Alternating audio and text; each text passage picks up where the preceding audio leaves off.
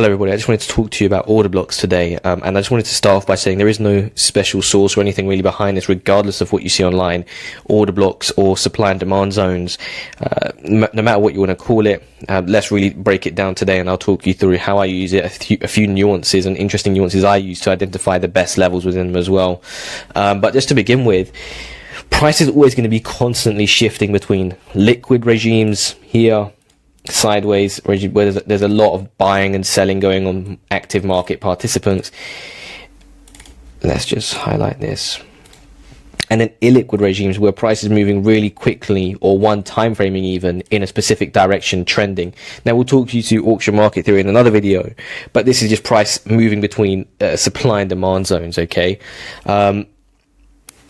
Or the market is generally just reverting from demand zone and back to a supply zone. Okay, so let's just keep that in mind as we move on to the next part in regards to order blocks, which is, generally speaking, the last up, in my opinion, movement before an illiquid down move.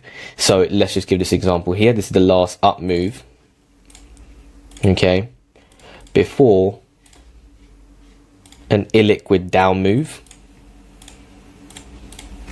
or the last down move before an illiquid up move, okay, invertly. So we could even say something like this. I haven't planned for this one, but the last down move before an illiquid up move in this case here.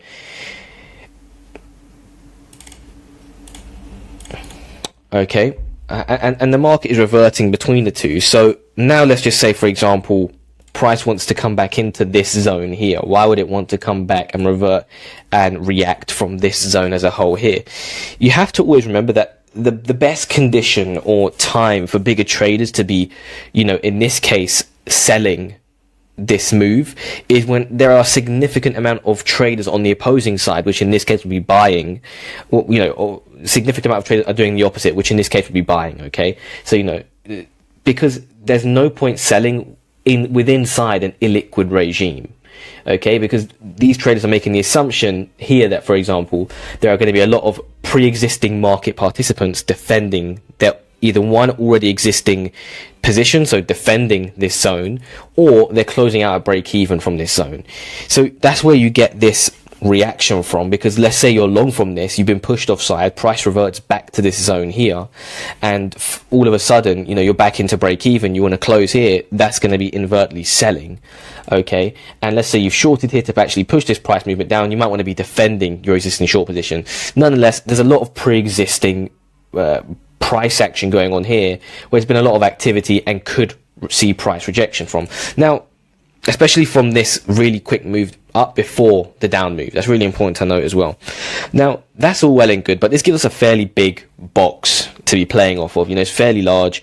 Even if you dive onto different time frames, you could just say, okay, I'm going to focus on the very last candle, okay, before the down move, and you get this zone here. But what I prefer to do is actually dive into it a bit more using volume, okay? So if we just simply focus on this zone here, so if we just go back, let's highlight this zone here and remove this, so all of a sudden we have our level of interest that everyone would supposedly have. What I find to be even better, okay, is actually if we just put a volume profile on this move here, all of a sudden you get a lot more insights into, within this order block, what's going on, where to look for rejections from, because you're actually not guessing, because you could go off the general consensus of, if we just focus on, let's say we're going to use this as the down move, and this is, this is your order block, where it may be. It's a big zone. I mean, even if you use whatever you want to use here, it's too much of a zone. I don't like zones. I prefer direct and pinpoint levels, at least in my opinion. So what I would do is, obviously, once you get the fixed value, you can use the fixed range. So I'll show you my settings now. Okay. Once you get these settings, you get a lot more levels of interest. You get, all of a sudden, within this order block, you've got one, the point of control, and I'll show you this in another way as well in a second.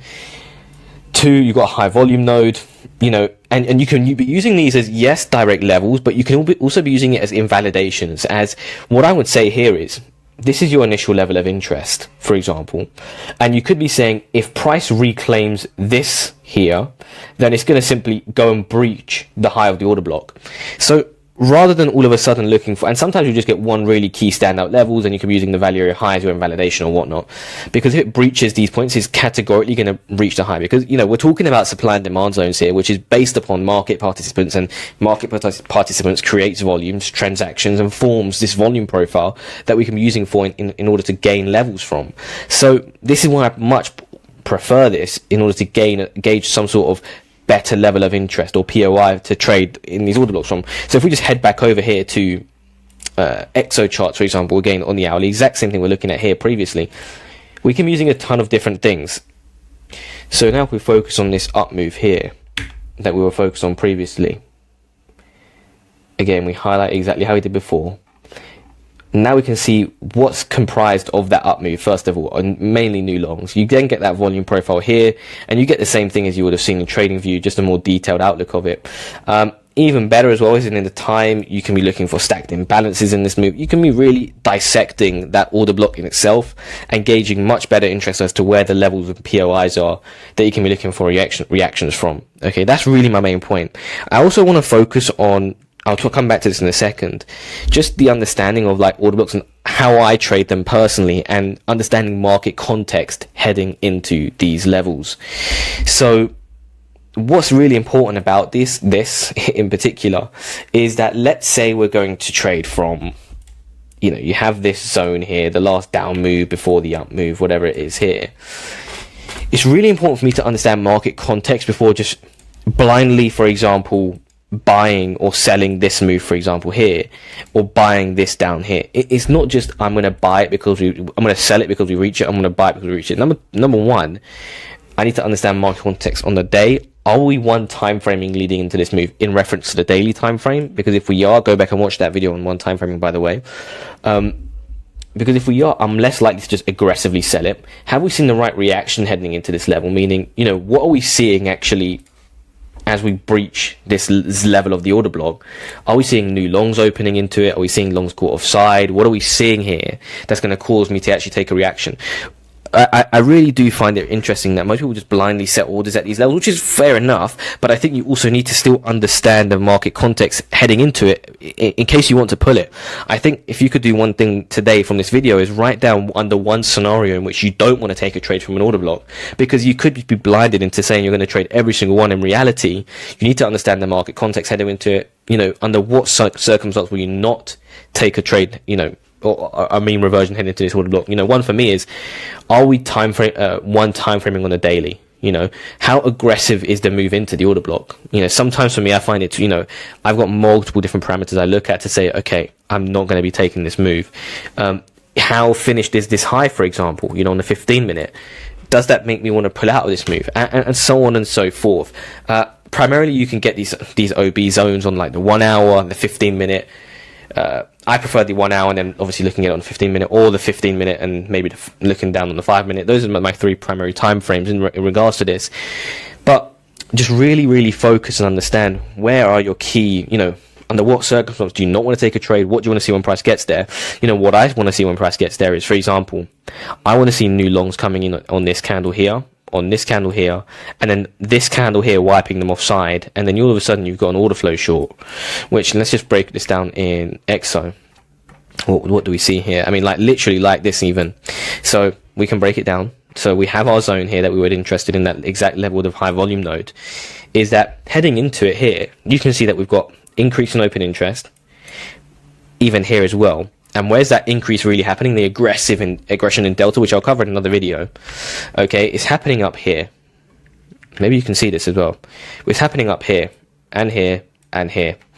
Okay, and by the way, we're at the level of interest now, and we've seen open interest increasing, which is new positions, and then we've seen positive delta, which is new longs, and then we've identified where they're actually ongoing, which is here. Okay, as soon as these longs here are placed, you know, we've seen this move up, and then they're instantly placed offside here by this candle here. Now we've, you know, and I'm talking about the hourly. This is a lot of time to wait for a fairly low, you know, this is a lot of people want to get in and out really quickly. So if we just place this here, you can see that, you know, we had to wait an hour, but you've got a massive move off this, obviously depending on your target, which I need to do a whole new video on in regards to targets, especially of order blocks and anything in general, because targets are kind of the reasons why I take trades. You know, I mean, you could just be targeting towards your first initial SR level. For me, I have much bigger reasons as to where I target and why I target there, you know, stats based. You know, is it you have X amount of probability that this pivot's going to be taken out within the next 2 days. Okay, I'm going to take a trade target towards there, and that's the reason for that. So yeah, obviously this is the case, you know, you obviously got the new longs opening, wiped offside instantly here. Again, open interest and delta needs to be combined to actually get a true sense of actually who's longing and who's shorting, or, you know, who's positioning and where, because positive delta doesn't just indicate new longs, and neither does even just open interest increasing. You have to combine them to get a true sense of what's going on within inside this candle, at least on the majority side of things. So yeah, hopefully this makes a lot of sense to you all in that sense. Obviously, you would take the short after this candle's kind of closed back down here and trapped all these shorts offside. Even these longs here are offside as well. And then you get that mean reversion trade, especially from your key level of interest. But understand market context heading into your level. Right, you know, if I give you one thing today, is write down under one circumstance, one scenario, you don't want to be taking your next trade from an order block. That doesn't mean, you know, you should never do that. You should never take a trade from an order block, but it means, you know, I think people are too open to just taking every single order block trade or trade from any sort of level they wish, and they never think about the scenario. Oh, if I see this, I won't take this trade if I see this, you know. And they always just think about what they want to see and not what they don't want to see. So really think about that, especially, you know, market context wise. One thing for me is I don't want to see, you know, I generally am always targeting towards London session. I don't want to see a high or pivot put in within the 6 a.m. time zone. So, you know, for example here, this is put in at 5 o'clock. This is more than fine.